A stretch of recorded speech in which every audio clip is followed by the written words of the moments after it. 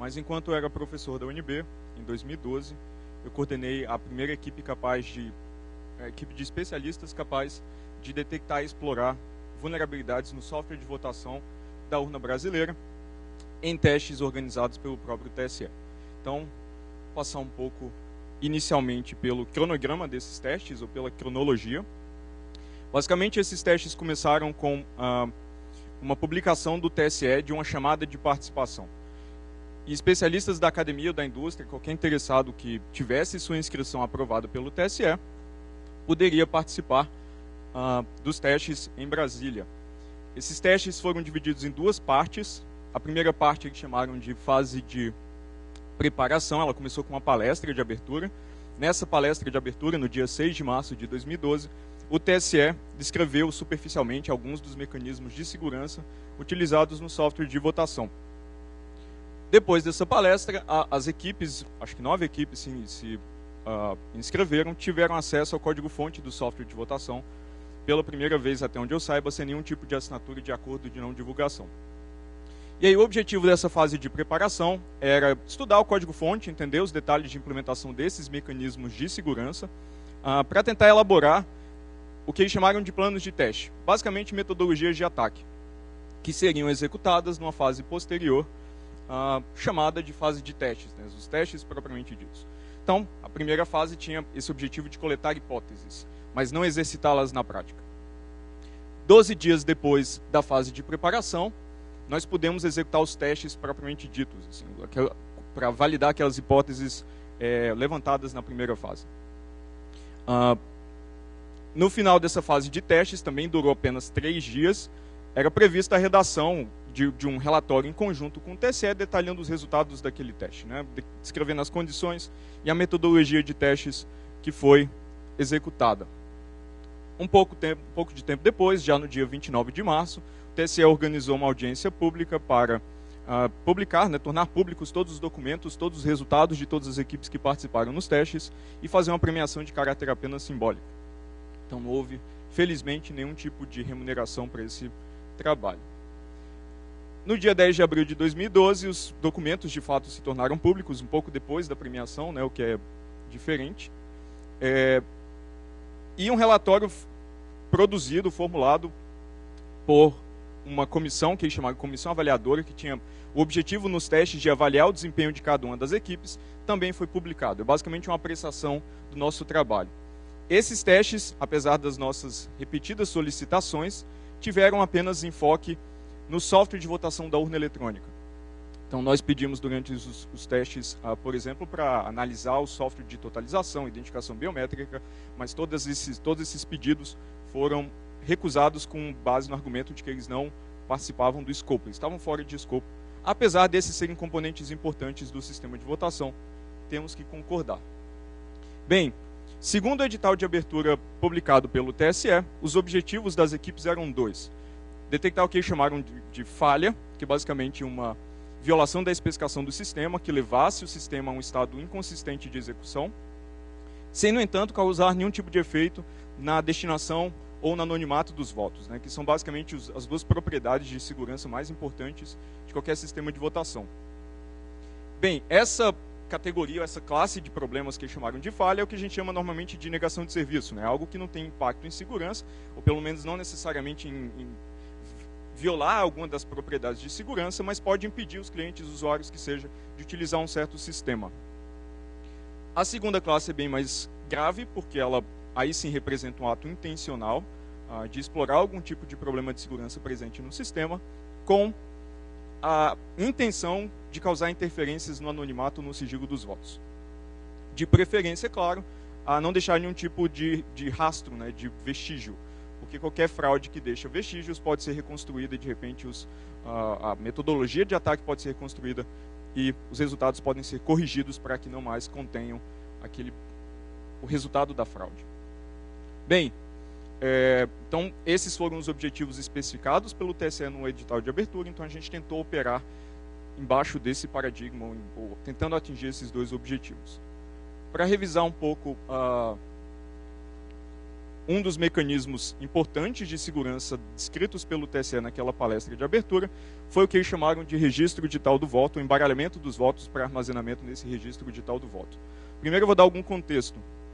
O registro digital do voto foi implantado no Brasil como um substituto de uma tentativa experimental de adotar o voto impresso. Então, por volta de 2002, algumas das urnas eletrônicas no país tinham uma impressora acoplada, cujo objetivo era produzir uma versão física, um registro físico do voto, para que o eleitor pudesse verificar se o software contido na urna eletrônica estava registrando os votos corretamente. Sem, no entanto, fornecer ao eleitor nenhuma possibilidade de tirar ou recuperar aquele comprovante para levar para fora da sessão eleitoral e provar para um candidato que ele votou naquele candidato, né? Sem possibilidade de um eleitor provar suas escolhas. Basicamente porque esse voto era exibido para o eleitor atrás de uma tela de acrílico na impressora blindada. E o objetivo é o seguinte: se os eleitores conferirem, uma parcela razoável dos eleitores conferirem os seus votos enquanto eles são registrados pela urna eletrônica, pelo menos a versão física, com a sua intenção, no final do dia você tem um registro, uma trilha de votos que foi verificado pelos eleitores e você pode, nem que seja por amostragem, determinar se a contagem eletrônica foi honesta, porque ela bate com a contagem, uma apuração manual dessa trilha paralela que foi verificada diretamente pelos eleitores.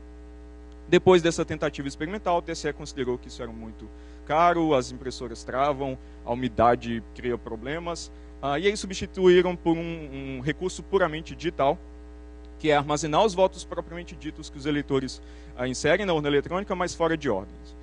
Do ponto de vista de segurança, esse substituto não é um substituto de fato, porque o objetivo de você ter o voto impresso, um comprovante físico do voto, é ter uma trilha de registro dos votos em outra mídia que tenha sido verificado pelo eleitor. Nesse caso, você continua tendo um registro de votos produzido pelo mesmo software de votação que pode ter sido fraudado. Então isso é basicamente redundância, não tem nenhum impacto do ponto de vista de segurança. Porque o mesmo software que pode ser fraudado ou adulterado para contar os votos de maneira incorreta, pode também fazer as mesmas alterações no registro digital do voto, porque afinal de contas são todos bits, né? Não tem diferença entre esses bits. Bem, como que esse arquivo funciona, apesar de ter nenhum impacto de segurança no sistema de votação? Ele é dividido em uma série de sessões. Estou aqui com eleição fictícia, onde 3 candidatos ou 3 cargos estão em disputa ali. E o primeiro eleitor, por exemplo, vota dessa forma: 13 para governador, 31 para senador e voto em branco para presidente. Esse arquivo é separado em sessões, uma para cada um desses cargos em disputa, e cada escolha do eleitor para cada cargo é armazenada numa posição diferente de uma dessas sessões. Então, por exemplo, você pode ver aqui que o primeiro eleitor, não há correspondência direta entre as posições das escolhas dele para cada um dos diferentes cargos. Se o segundo eleitor vota dessa forma, mesmo procedimento acontece, terceiro eleitor e assim por diante. Então vocês podem observar pelo aspecto final do arquivo que os votos dos eleitores estão misturados entre si e não dá para você recuperar com exatidão as escolhas do primeiro, segundo e terceiro eleitor. Isso, claro, se esse mecanismo tiver sido projetado e implementado de maneira segura. Nesse momento, eu vou enfatizar uma característica interessante desse aspecto final do arquivo, que esses buracos, que são correspondentes a eleitores faltosos, eles são conservados ou eram conservados na versão final do arquivo. Isso vai ter impacto em segurança, como a gente vai ver mais para frente. Bem, então eles apresentaram, os técnicos do TSE apresentaram esse mecanismo de segurança, como ele exige a produção de dados aleatórios de alta qualidade, o que normalmente é o calcanhar de Aquiles de muitos desenvolvedores de software de segurança ou desenvolvedores de software em geral. A gente achou que esse seria um ponto promissor para começar a nossa análise. Então, durante a fase de testes, a gente levantou a seguinte hipótese: que o registro digital do voto não tinha sido projetado e implementado de maneira segura. Isso ainda durante a palestra de abertura, parecia ser um ponto interessante para começar a nossa análise. E essa hipótese leva a algumas perguntas claras. Por exemplo, se esse arquivo não foi projetado e implementado de maneira segura, será que é possível simular essa ordem de armazenamento dos votos depois da eleição acontecer? Se é possível simular essa ordem de armazenamento de votos, também será possível recuperar os votos estritamente em ordem, na ordem que eles foram depositados? E se isso também for possível, que informação é necessária para se fazer isso, né? Que tipo de informação, com que grau de dificuldade em obtenção pode ser utilizada para se recuperar os votos em ordem? Bem, durante a fase de testes, durante a fase de preparação, a gente teve 5 horas para examinar o código-fonte do software da urna eletrônica, que tem em torno de 17 milhões de linhas de código. Mas já na primeira hora a gente validou nossa hipótese quase com certeza absoluta. Para ser absolutamente preciso, a gente precisou de 5 minutos. A gente simplesmente começou a buscar construções de programação ou fragmentos de códigos conhecidamente inseguros na base de código, e aí a gente encontrou um ótimo candidato exatamente onde a gente precisava. O restante dessa primeira hora, os 55 minutos, foram usados para nos certificar que nenhum outro processo, nenhuma outra função interferia no armazenamento de votos como a gente tinha modelado e imaginado que acontecia. Bem, como resultados obtidos, basicamente a gente conseguiu recuperar os votos em ordem a partir da semente pública. Já vou falar da vulnerabilidade específica, o próximo slide já dava uma ótima dica de por que isso acontecia. Nossa metodologia de ataque funcionava para qualquer número de eleitores, porque ela não tinha nenhum tipo de dependência de probabilidade de erro ou diferença de funcionamento com a escala, o tamanho, o número de votos depositados na urna. E ficou demonstrado que o único mecanismo utilizado na urna para proteger o sigilo do voto foi derrotado. A gente conseguiu recuperar votos em ordem com precisão absoluta para até 950 votos. Posteriormente, depois dos testes, a gente aprendeu que o log, o registro cronológico de eventos que a urna eletrônica produz, também armazena o instante de tempo que cada um dos eleitores votou no equipamento. Isso permite um ataque muito interessante, que é basicamente o seguinte: se é possível, se você deseja obter um voto que foi depositado na urna eletrônica no instante de tempo específico, pelo registro cronológico de eventos, você sabe exatamente a posição daquele voto na fila. Se você é capaz de descobrir a posição de um voto na fila e você tem a lista ordenada dos votos, você também consegue descobrir exatamente o voto daquele eleitor, que de repente pode ser um eleitor ilustre, né? E a imprensa costuma divulgar horário e local de votação de eleitores ilustres, como, por exemplo, do próprio presidente do TSE. Bem, a vulnerabilidade que a gente encontrou era que o sistema de embaralhamento dos votos da urna eletrônica usava talvez o pior gerador de números aleatórios conhecido pelo homem, a família de funções RAND e SRAND da biblioteca de padrão da linguagem C. Essa todo mundo acho que já conhece, é um caso clássico de vulnerabilidade, né? Você não deve utilizar essa função, porque ela não tem as características ou os requisitos criptográficos necessários para fornecer dados aleatórios de alta qualidade. Um dos problemas é que, basicamente, ela tem 2 elevado a 32 apenas sementes distintas. Assim. Isso não é um espaço de sementes grande o suficiente para ser seguro na prática. E isso é um problema porque, lembra que eu falei que o aspecto final do arquivo tinha os buracos do embaralhamento dos votos. Né? Então, aqueles buracos permitem que você teste se uma semente é um candidato viável ou não para gerar aquele arquivo. Basicamente, você pega uma semente qualquer, simula o armazenamento de um número de votos e vê se os buracos no final desse armazenamento correspondem aos buracos no arquivo que você está tentando atacar. Se eles correspondem, você consegue recuperar a semente com alta probabilidade de acerto. No caso do TSE, a semente não era aleatória, como ela deve ser, né? Qualquer alimentação de gerador de números pseudo-aleatórios deve receber uma semente verdadeiramente aleatória. No caso do TSE, eles escolheram uma tomada de tempo, que era feita na inicialização do sistema, da urna eletrônica, entre as 7 e as 8 da manhã, necessariamente. Então, eu falei inicialmente num espaço de sementes de 2 elevado a 32 candidatos diferentes, que já foram reduzidos para 3.600, né, porque a tomada de tempo na precisão de segundos, num espaço de 1 hora, são 3.600 sementes. Mas a gente nem precisou fazer qualquer ataque de busca exaustivo, porque a semente era impressa no documento público. Então, a semente era a hora de impressão da zerésima, que nesse caso ali está marcada em vermelho, para não ficar muito difícil de encontrar. Então, basicamente, a gente tinha que pegar um arquivo público, recuperar um instante de tempo impresso nesse arquivo, que é assinado por uma porção de fiscais de partido, simular o armazenamento dos votos utilizando o gerador que eu falei, um dos piores conhecidos pelo homem, usando aquela semente e descobrir a ordem exatamente que os votos foram armazenados, o que permite recuperá-los em ordem, com certeza matemática. Bem, esse ataque é extremamente eficiente, porque ele não tem nenhuma probabilidade de erro. Tudo que eu estou descrevendo aqui é determinístico. A gente não está brigando com probabilidades ou chances de erro aí. O ataque é extremamente elegante, porque não exigiu que a gente alterasse ou invadisse o perímetro de qualquer componente do sistema. Muito pelo contrário, a gente precisava que o sistema funcionasse da forma que foi projetado para que ele produzisse no final da eleição um registro digital do voto correto. O ataque também é essencialmente não rastreável, porque se baseia apenas em informação pública. A Zerésima é um documento público, o registro cronológico de eventos da urna, que contém a hora também de emissão, de impressão da Zerésima, é outro documento público. O registro digital do voto é um documento que é tornado público para os partidos mediante a solicitação depois das eleições. E, inclusive, partidos políticos têm um volume substancial, ou pelo menos eu acredito que eles tenham, desses arquivos de eleições anteriores. Então, em tese, eles podem, inclusive, dadas algumas dessas informações, fazerem algumas abordagens exploratórias criativas nesses arquivos. Como corrigir esse problema, né? Bem, realmente, obter dados aleatórios ou gerar dados aleatórios é um problema clássico em criptografia, nem sempre de fácil resolução.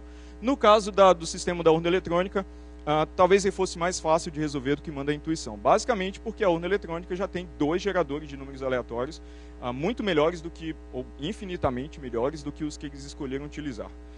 Basicamente, o processador Geode que equipa a urna tem uma instrução que gera bits aleatórios, baseado no efeito físico do processador que gera bits aleatórios. Como o efeito é físico, ele é imprevisível, então esses bits deveriam ser de alta qualidade do ponto de vista de aleatoriedade. E, além disso, a urna eletrônica possui um módulo de segurança customizado que foi licitado e comprado exatamente para ter propriedades ou ter recursos tecnológicos de segurança, e um desses recursos é gerar dados aleatórios. Assim. Então, não sei porque eles licitaram e compraram um módulo em hardware e não usaram para uma das aplicações mais naturais desse próprio módulo. Bem, mas nem todas as urnas eletrônicas têm esse módulo de segurança em hardware. Assim. Então, talvez, para modelos que ainda estejam em operação, que não tem um gerador físico de boa qualidade de dados aleatórios, você precisa de um compromisso de engenharia. 2 outras possíveis soluções são utilizar o gerador nativo do Linux, o famoso DevRandom, que promete ter qualidade criptográfica, é um projeto de boa qualidade, só que tem um problema na prática de ele ser uma chamada bloqueante, né? O gerador só produz bits aleatórios se ele tiver, de fato, volume de eventos no espaço de sistema operacional que sejam imprevisíveis o suficiente para virar bits aleatórios de saída.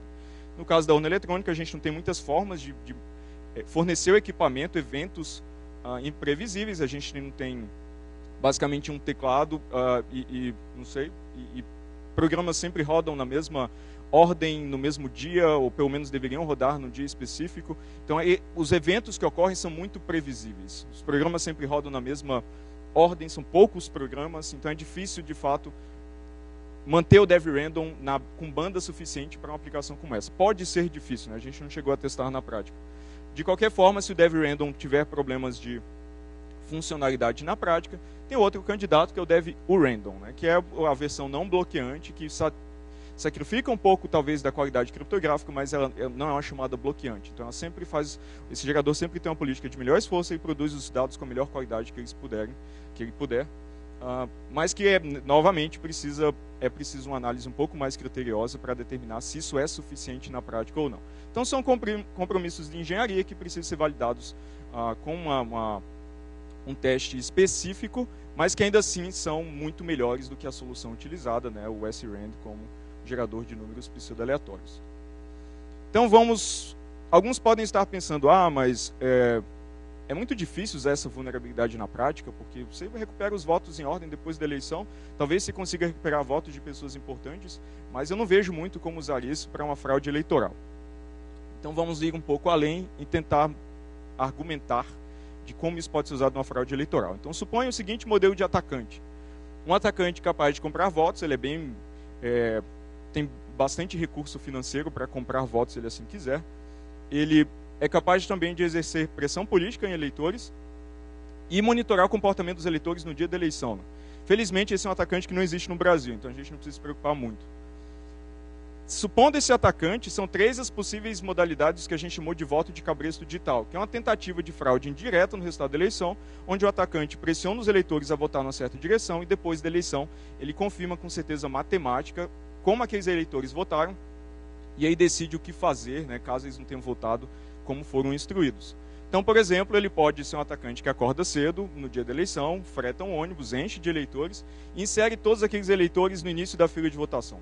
Se ele insere K eleitores no início da fila de votação e recupera os votos em ordem depois da eleição, os K primeiros votos têm que ser na direção que ele instruiu. Senão, ele sabe dizer exatamente, se ele conhece a ordem dos eleitores que ele coagiu na fila de votação, ele sabe exatamente qual daqueles eleitores não votou nele.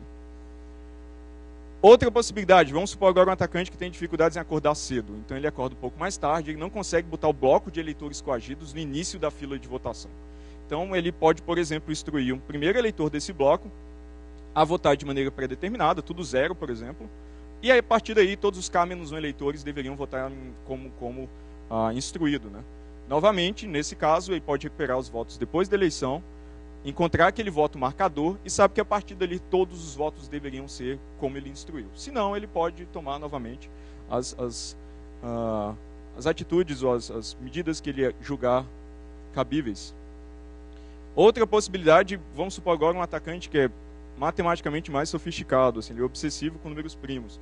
Então ele instrui os eleitores a ocuparem posições primas da fila de votação. Isso é só uma piada, tá? Antes que vocês achem que isso seja de fato uma preocupação na prática. Talvez seja, né? Eu não conheço todos os candidatos no Brasil. Bem, dada essa distribuição dos eleitores na fila de votação, depois da eleição ele pode simplesmente recuperar os votos nas posições primas da fila de votação, se ele assim quiser, e determinar se eles de fato votaram como foram instruídos. Então isso é uma maneira de se indiretamente alterar o resultado da eleição. É uma fraude indireta no sentido de que o candidato precisa coagir os eleitores antes da eleição e aí verificar se eles agiram como instruído depois. De maneira muito parecida com o voto de cabresto clássico no Brasil, né? Só que agora uma versão digital. Como eu falei, um outro ataque também, agora mais talvez de reputação ou credibilidade em uma figura pública específica, um grande industrial, um político, um congressista, uma modalidade de quebra de sigilo direcionada que basicamente é aquela de recuperar um voto que foi inserido num certo instante de tempo para talvez constranger aquela pessoa específica, né? Descobrir, por exemplo, que um candidato de um partido votou em candidatos de outro partido, por exemplo. E como essas informações muitas vezes são publicadas pela imprensa, essa metodologia de ataque também é possível. Bem, algumas pessoas que eu já encontrei depois de ministrar essa palestra falaram, mas na verdade não só algumas pessoas, o próprio TSE tem algumas manifestações oficiais onde eles dizem que esses ataques não quebram o sigilo do voto porque você precisa de fato dessa informação adicional ou das posições que os eleitores, da ordem, da lista ordenada dos eleitores, da identificação dos eleitores para associar a lista ordenada de votos e saber exatamente quem é o primeiro, segundo, terceiro e quarto eleitores e assim por diante votaram. Portanto, isso não seria uma quebra completa do sigilo do voto. Só que eu acho muito curioso o próprio TSE utilizar esse embaralhamento dos votos para tomar decisões, inclusive do ponto de vista jurídico. Então, numa audiência recente sobre a tentativa de reintroduzir o voto impresso no Brasil, a ministra Carmen Lúcia, que era presidente do TSE na época, disse que a urna eletrônica já garantiu o sigilo do voto porque os votos eram armazenados e transmitidos fora de ordens. Então é muito perigoso quando você tem um mecanismo de segurança implementado, projetado de maneira insegura. Entretanto, a suposta segurança desse mecanismo é utilizada para tomar decisões de projeto, inclusive decisões jurídicas que são importantes e têm impacto no processo eleitoral. Durante as fases finais do evento, o TSE considerou nossa contribuição extremamente positiva. Disseram que aprenderam muito com os testes apresentados não só pela minha equipe coordenada por mim, mas também pelas outras equipes, e que com certeza consultariam a academia nos próximos 2 ou 3 anos. Eles até sugeriram que a gente fizesse concurso para o TSE. Entretanto, no relatório que não pode ser recorrido, publicado por aquela comissão avaliadora, né, que tinha como objetivo avaliar o desempenho das equipes, nosso ataque foi considerado uma tentativa de falha e não de fraude. Lembra que falha era basicamente impedir as pessoas de votarem, não tinha impacto no sigilo ou no anonimato dos votos. E esse evento também tinha um critério de pontuação. Então, tinham vários critérios que o desempenho das equipes poderia ser avaliado, dependendo do escopo, a dificuldade e quantos pontos de intervenção as equipes precisavam utilizar para montar seus ataques. E eles consideraram também, de maneira bem curiosa, que a nossa nossa metodologia de ataque precisava de acesso físico à urna. Isso é curioso porque a gente precisava de acesso físico à urna para simular uma eleição no ambiente de testes. Mas toda a nossa metodologia é baseada no arquivo que é tornado público depois da eleição. A gente não precisa fazer intervenções na urna eletrônica em funcionamento no dia da eleição. Além disso, que a gente precisava de acesso físico à mídia, que armazena os arquivos públicos daquela eleição simulada. Bem, a gente precisava disso no ambiente de testes, né, porque eu não consigo extrair arquivos por osmose. Assim, eu preciso simular a eleição e obter os arquivos que estão na mídia. E essa mídia, no caso da eleição, é a mídia de resultados que a gente chama, ela fica acoplada na parte traseira da urna eletrônica, um pendrive laranja protegido por um lacre. Então a gente precisava violar o lacre para recuperar o conteúdo dessa mídia, porque é a única forma de recuperar o arquivo produzido por uma eleição simulada no ambiente de testes. E também consideraram que nós fizemos uso, né, do código-fonte, ou pelo menos da parte do código-fonte que a gente conseguiu examinar durante os testes. Por isso, nossa pontuação foi penalizada por esses 4 itens. Apesar, o que é bem curioso também, que nós fomos penalizados por acessar ou examinar o código-fonte, quando o objetivo do teste é exatamente examinar o código-fonte. Como resultado, a nossa pontuação foi 0,0313, numa escala que vai de 0 a 400. Assim. Então, basicamente, a gente foi muito mal. Além disso, isso me criou um problema sério que eu não consigo mais reprovar alunos, né? Porque minha nota aqui foi muito, muito baixa e eu não consigo mais, eu acho hipócrita se eu reprovo algum aluno nos dias de hoje. Pelo menos 313 é um número primo, então eu encarei isso com um elogio. Bem, é claro que uma base de código que tem um problema tão sério do ponto de vista de segurança não vai ter apenas esse problema do ponto de vista de segurança. Então a gente também encontrou uma série de outras práticas não recomendáveis no código de votação, que talvez sejam bem mais sérias do que o problema do sigilo do voto que eu vinha descrevendo.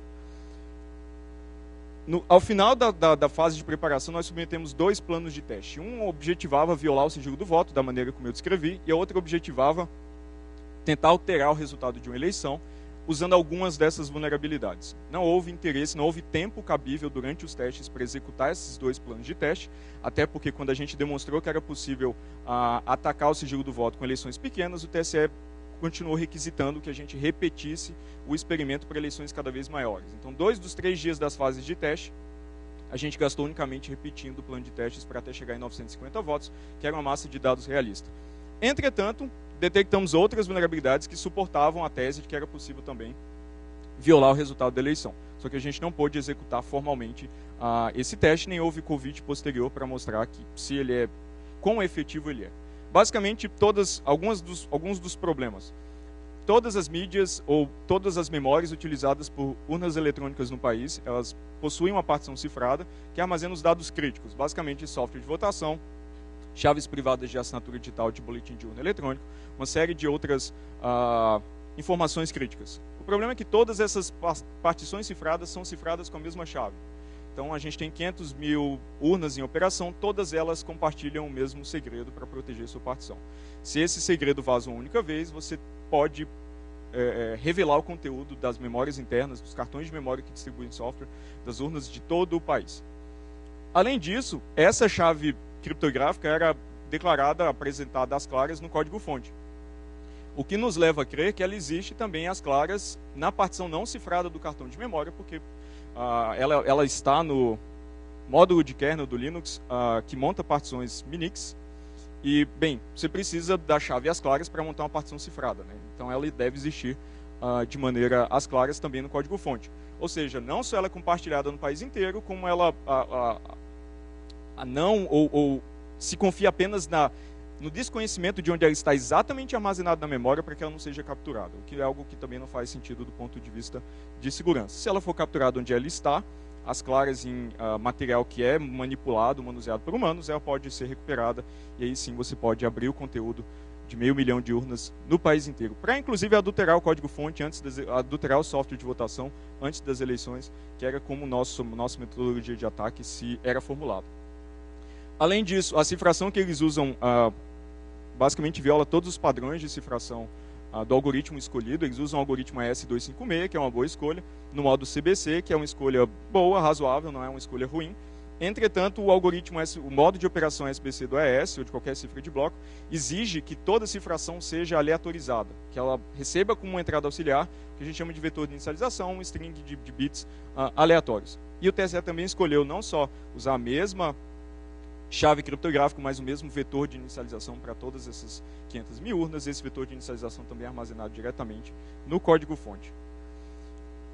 Algumas das funções ou dos recursos que verificam a integridade do software de votação utilizam algoritmos obsoletos. Para dar um exemplo, eles utilizam a função de resumo criptográfico, SHA-1, que não é mais considerada uma função de resumo criptográfico, porque encontrar uma colisão nesse algoritmo é mais fácil do que se pensava. Então, se vocês estão usando o SHA-1, não usem mais SHA-1, por favor.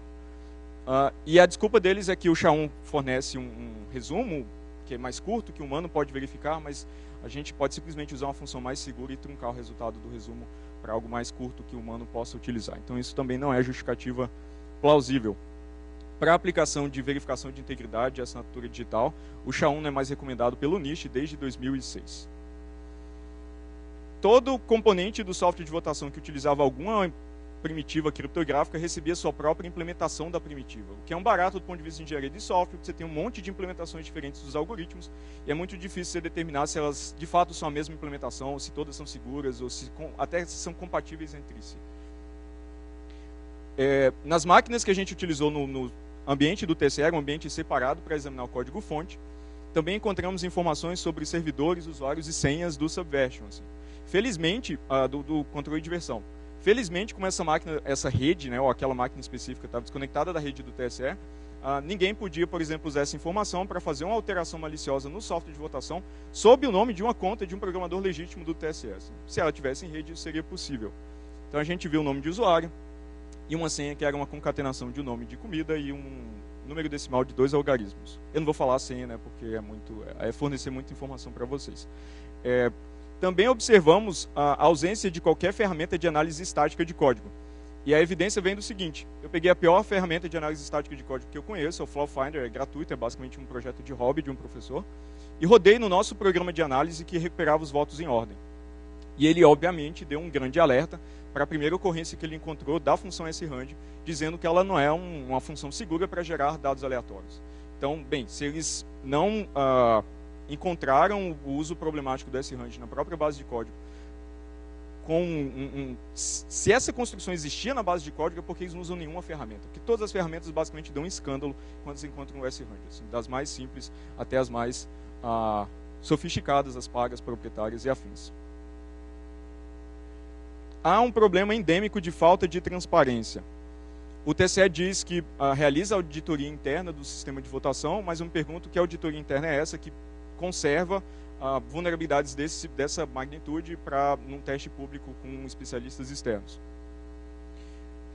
Isso traça um cenário muito complicado, porque no Brasil a gente vota dependendo apenas da integridade do software. Então, uma conclusão possível é que, bem, se a auditoria interna não é efetiva, talvez a única auditoria efetiva que realmente exista seja essa promovida por especialistas externos em testes de segurança. Obviamente, sob condições restritas, né? Eu falei que a gente só as candidaturas ou as inscrições aprovadas pelo TSE poderiam participar dos testes. Eles também recebiam os planos de teste com antecedência e podiam julgar que planos de teste poderiam ou não ser executados. Felizmente, os nossos 2 foram aprovados, mas poderia ser possível que eles não permitissem que a gente executasse um dos planos de teste. E o relatório final que eu disse ainda foi minuciosamente negociado com o TSE para poder se tornar público. Então, as restrições nesse tipo de teste são consideráveis.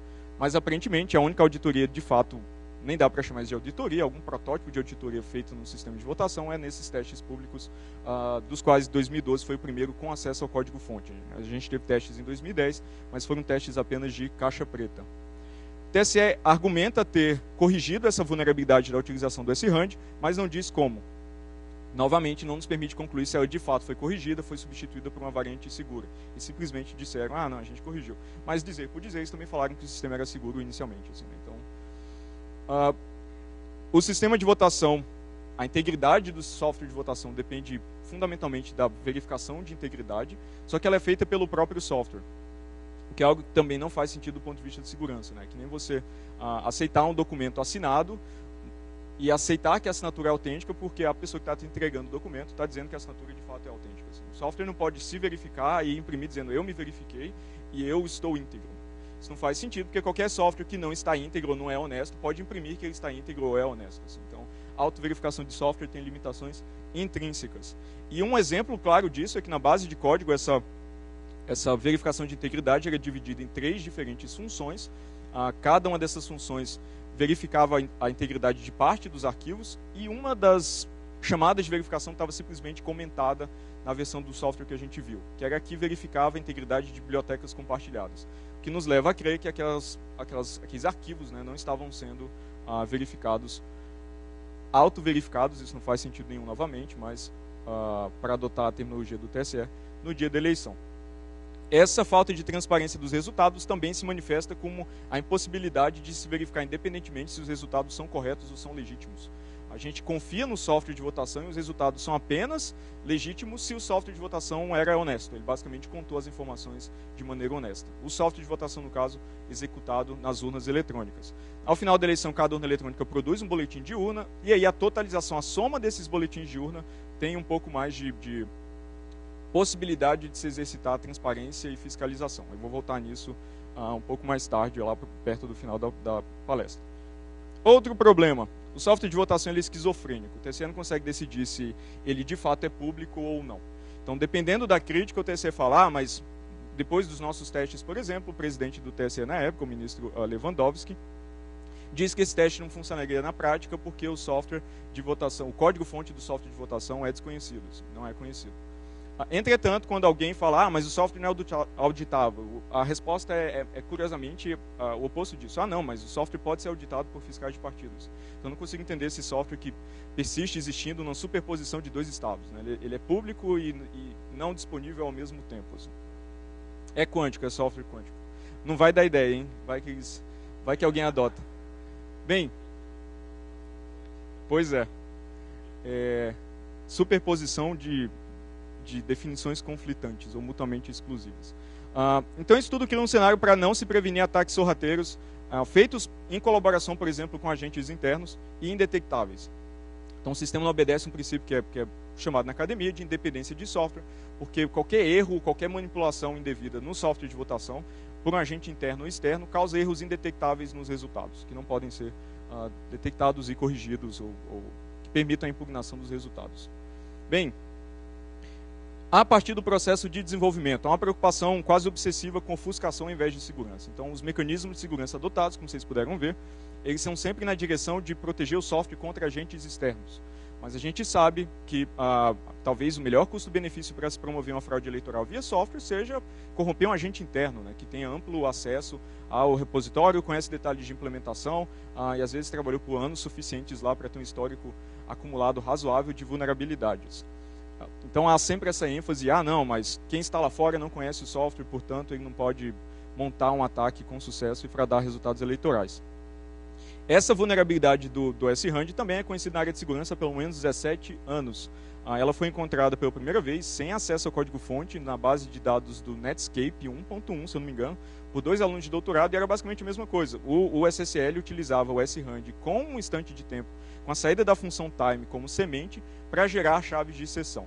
E na época já houve uma grande repercussão pelo Netscape, ou pela Netscape, a empresa, utilizar uma construção tão insegura, já naquela época, mas o erro persistiu e ainda aparece em cenários imprevisíveis, como por exemplo em software de votação, em software crítico que faz parte hoje do alicerce da democracia no país. Por isso a gente pode concluir que se uma vulnerabilidade tão clássica ainda existia no software de votação examinado, não há treinamento formal suficiente ou conhecimento suficiente da literatura para se produzir software seguro. Né? Já dei várias evidências disso. Por fim, há uma repetição recorrente de que temos o sistema mais seguro, temos o sistema mais eficiente, estamos no estado da arte de sistema de votação, que é o tipo de coisa que cria falsa sensação de segurança na equipe de desenvolvimento. Esse não é o cenário correto de se produzir software de segurança. Você não vai trabalhar achando que naquele dia você vai escrever o software mais seguro do mundo para se fazer eleição eletrônica.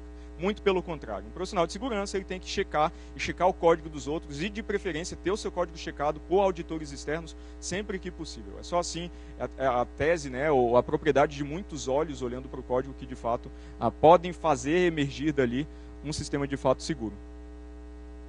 Bem, o que fazer? Né? Então, temos algumas tentativas de solução, algumas direções, perspectivas positivas, né, para a palestra não ficar tão depressiva assim.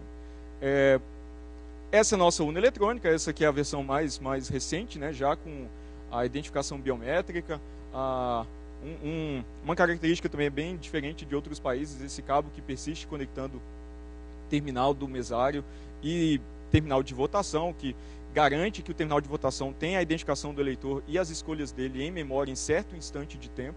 O TSE alega que esse é o único jeito de impedir que um eleitor vote mais de uma vez, ele vote apenas por si, mas vários sistemas em uso no mundo utilizam outros recursos para promover a mesma propriedade e segurança. Temos a nossa urna eletrônica, vamos ver como outros países fazem votação eletrônica. Então há uma ênfase muito grande em transparência em outros países, até onde eu sei todos os outros países que utilizam votação eletrônica, e em permitir aquela possibilidade de verificação independente de resultados. Então no México, por exemplo, a máquina de votar lá tem um repositório do lado, o eleitor, quando faz suas escolhas, vê uma versão impressa do seu voto. Se aquela versão impressa do seu voto corresponde à sua intenção, né, porque provavelmente o software lá dentro, naquela instância, se comportou de maneira honesta, ele confirma o voto, esse voto é cortado, eles vão se acumulando nesse repositório, nesse compartimento aí na lateral. No final do dia, você pode balançar esse compartimento só para misturar melhor os papéis, para uma certa porcentagem das urnas, fazer uma apuração manual desses votos, comparar com a apuração eletrônica, e se não houver distorção, ou se a distorção é muito menor, por exemplo, do que a margem do primeiro candidato em relação ao segundo, você pode auditar ou, de certa forma, verificar que o software se comportou de maneira honesta para aquela máquina de votação naquele dia. Se você faz isso em amostragem para algumas urnas armazenadas, algumas máquinas armazenadas ou selecionadas aleatoriamente, você consegue coibir com uma boa probabilidade que ninguém vai tentar manipular ou adulterar o software de votação em larga escala, para uma fração razoável das máquinas de votar. Outro exemplo que elimina, ou pelo menos mitiga bastante, o problema de o que acontece se aquelas duas trilhas não são compatíveis, né? Que decisão você precisa tomar? Você vai impugnar os resultados daquela máquina de votar? Você vai tolerar certa margem de erro? Como se resolve essa ambiguidade? Então, outro sistema de votação que é utilizado em algumas províncias da Argentina, mas está em fase de expansão, ele encara a máquina de votar como uma simples impressora de luxo. Então o eleitor recebe uma cédula física que existe, né, não é apenas bits. Ele insere essa cédula na máquina de votar, ele faz suas escolhas, e as escolhas do eleitor são registradas de duas formas naquela cédula. Uma versão impressa, que o eleitor pode examinar, e uma versão num chip programável, uma versão eletrônica. Então, depois de votar, o eleitor carrega consigo uma cédula que tem duas versões do próprio voto, uma versão impressa e uma versão eletrônica.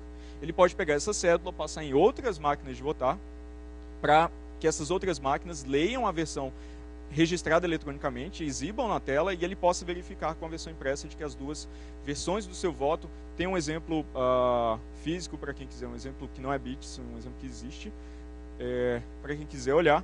E aí o eleitor carrega consigo um voto que tem duas versões redundantes que podem ser comparadas e verificadas entre si. Depois de votar, ele dobra essa cédula, coloca na urna convencional. No final do dia, a apuração é feita sobre essas cédulas físicas, basicamente pegando a máquina de votar, colocando em modo de apuração, passando as cédulas por essa máquina em modo de apuração e novamente registrando que as versões impressas nas cédulas que foram conferidas pelos eleitores batem com as versões eletrônicas sendo apuradas e, ao mesmo tempo, fazendo a contagem dos votos.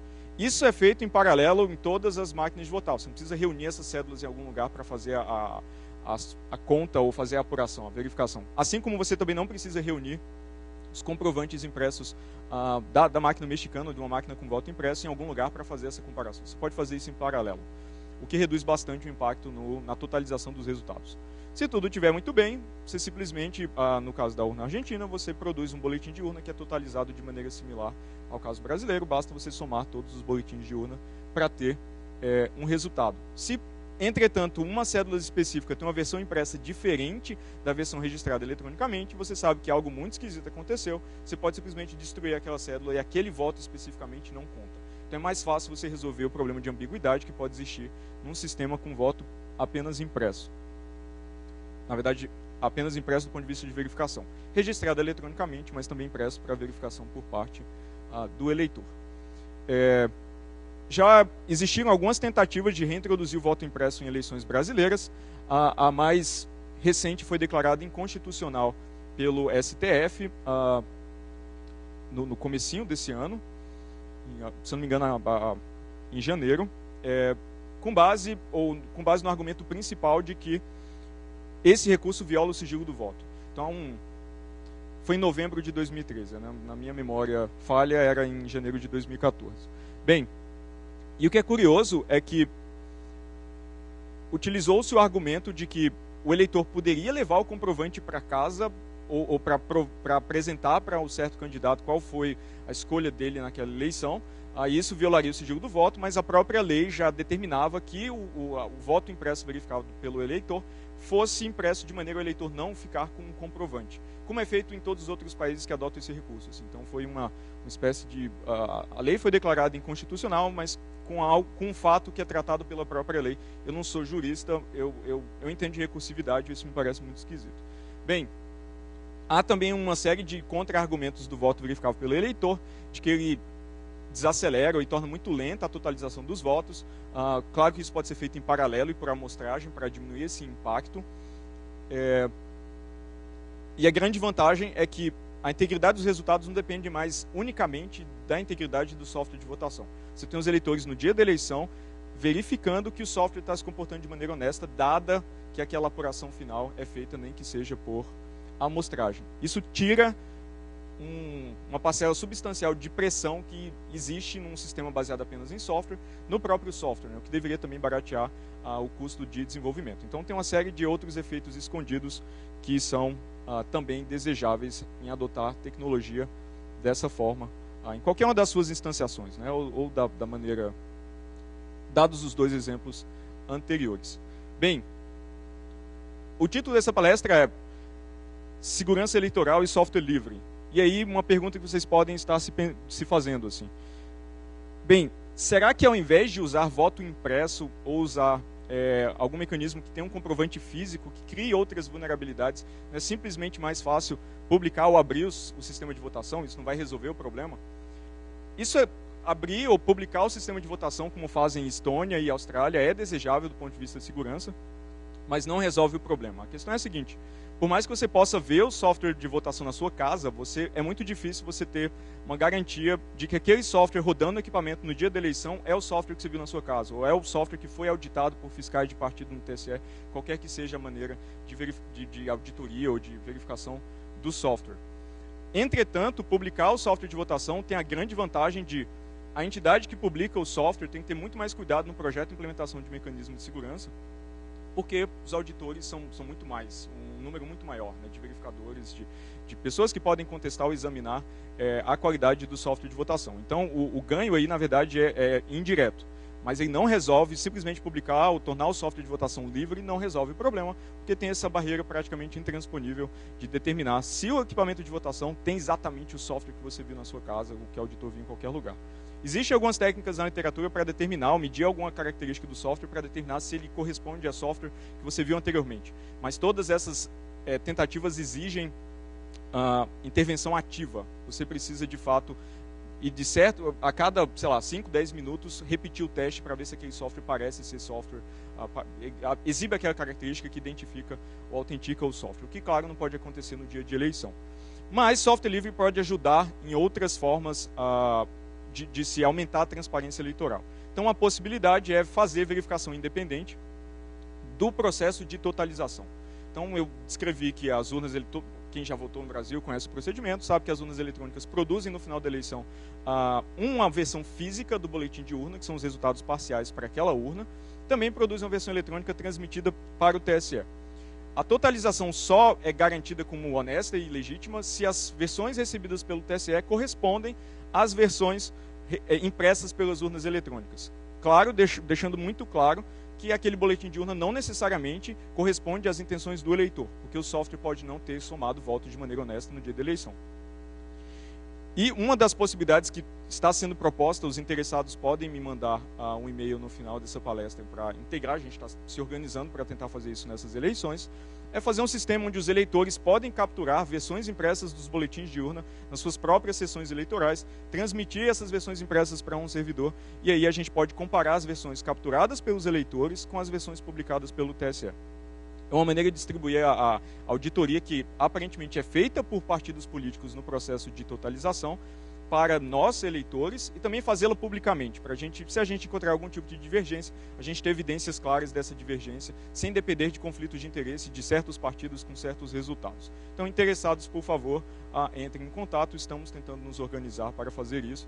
Os aplicativos móveis que vão capturar essas versões impressas do Boletim de Urna já estão mais adiantados, mas ainda assim a gente tem infraestrutura de servidor para recolher essas informações, disponibilizar de maneira útil, que exige contribuição da comunidade, e pode ser feito, obviamente, em um modelo de software livre, para inclusive ter vários totalizadores paralelos distintos, né, que tenham, sei lá, não necessariamente rodem a mesma versão do código, mas partam da mesma versão do código, para não se confiar também em alguém que está tentando aumentar a transparência eleitoral, não depender da confiança nele. Então, algumas das conclusões é que, só para retomar o debate sobre o que é um mecanismo de segurança, em 1883, um oficial do exército francês publicou um primeiro conjunto de postulados do que é um mecanismo de segurança. Basicamente, e um desses postulados é que o mecanismo de segurança deve resistir a ataques montados pelo próprio projetista do mecanismo. Como o TSE insiste em utilizar mecanismos de segurança que não são de segurança, são de ofuscação, por não resistirem ao projetista, né, que é a própria equipe de desenvolvimento, de certa forma, o TSE está usando a definição de segurança obsoleta em mais de 130 anos. Isso é uma definição clássica, é o que a gente utiliza, ensina em cursos de graduação e está presente em todos os livros de texto da área. Esse mesmo princípio foi reformulado, né, na Segunda Guerra Mundial pelo Shannon, como o inimigo conhece o sistema, ou seja, você deve projetar mecanismos de segurança, supondo que o seu inimigo, fraudador, adversário, atribua o nome que você quiser, conhece detalhes de implementação e é capaz de contorná-los, assim, se o mecanismo não foi projetado da maneira correta. E aí, por fim, eu deixo uma frase clássica do John von Neumann, que diz que qualquer um que tente produzir dígitos aleatórios a partir de apenas aritmética está cometendo um pecado, porque você precisa de informação aleatória para produzir mais informação aleatória, né? Nesse caso, realmente não existe almoço grátis. Bem, eu agradeço a vocês pela atenção, a gente tem alguns minutos para perguntas, e digo que no meu site pessoal eu venho coletando uma versão expandida, ou uma versão completa dos resultados que obtivemos no teste do TSE, que tem em torno de 40 páginas, e já foi publicada em processo de revisão por pares. Sintam-se à vontade para buscar esse documento e olhar em detalhes alguns dos problemas que eu falei a respeito aqui. Perguntas? Tu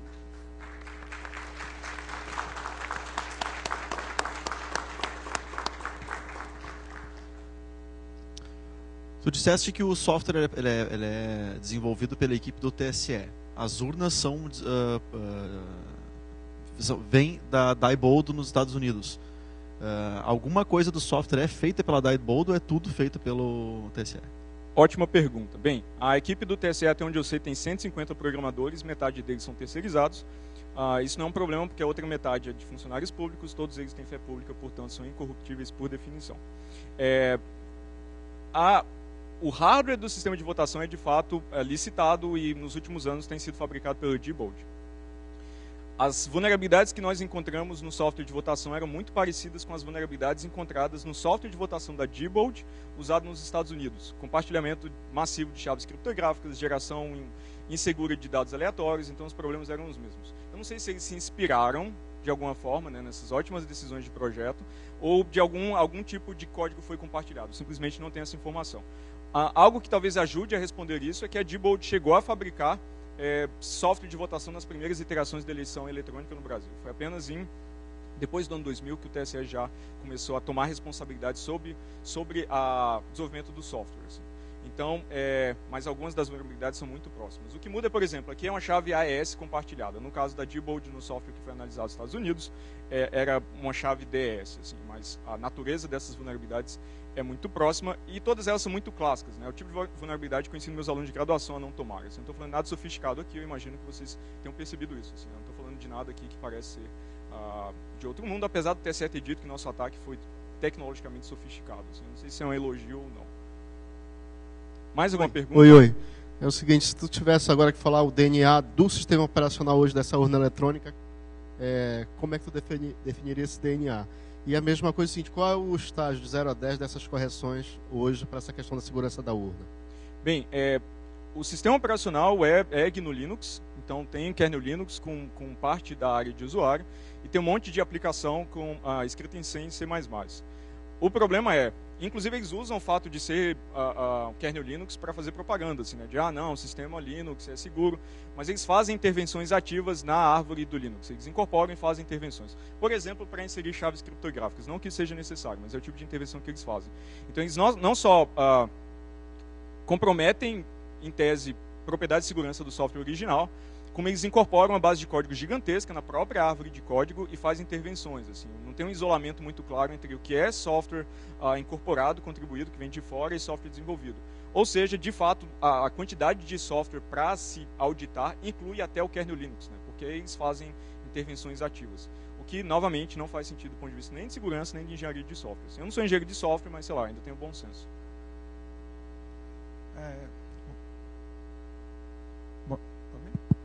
Boa tarde. Boa tarde. Estou estarrecido com o que eu acabei de ver. Isso, na minha opinião, torna a nossa democracia bem fragilizada. E eu queria saber o que o TSE se propõe ou o que ele planeja corrigir ou não sei. Porque, do meu ponto de vista, isso é bastante grave e torna todo o processo eleitoral bem frágil, e isso pode direcionar várias coisas da nossa política. Então, qual seria o ponto de vista do TSE? Saberia falar? Eu não sei. Ótima pergunta, porque eu não respondi sua segunda pergunta, né? Eu não tenho ideia do que o TSE corrigiu, assim, porque eu não trabalho lá. Eu só participei, eu tive acesso ao código de votação durante esses testes de 2012, por 3 dias, na verdade por 5 horas, para ser estrito, né? E eu não tive nenhum acesso posterior ao código-fonte de votação sobre nenhuma modalidade para determinar se eles corrigiram ou como eles poderiam corrigir. Mas o que eu posso dizer é que esse ano nós deveríamos ter testes, eles costumam fazer testes antes das eleições, onde novamente existiria uma oportunidade para se verificar se correções foram aplicadas, e eles cancelaram os testes. Na verdade, eles não terão testes, eles não chegaram a anunciar e cancelar, mas eles anunciaram que não teremos testes esse ano. Então eu não sei o que foi corrigido, eu não sei o que vai ser corrigido, eu não tenho a mínima ideia. Eu não sei se está melhor, se está pior, pode estar pior, assim, simplesmente não dá para saber. Muita coisa pode ter mudado em 2 anos.